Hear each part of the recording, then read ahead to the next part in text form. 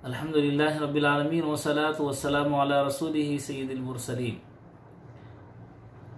मोहतरम सामाईन, मय्यत की तरफ से की जाने वाली हर कुर्बानी का ये हुक्म नहीं है कि उसके गोश्त को खुद इस्तेमाल ना करें और मालदारों को ना दें, बल्कि सिर्फ उस कुर्बानी का हुक्म ये है जिसमें मय्यत ने वसीयत की हो कि मेरी तरफ से कुर्बानी की जाए।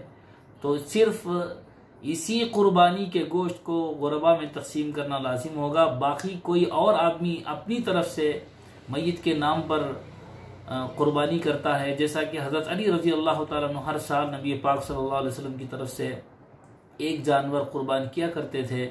इसी तरह कोई आदमी किसी भी मय्यत को सवाब पहुंचाने के लिए कुर्बानी करता है तो उसके गोश्त को सब इस्तेमाल कर सकते हैं।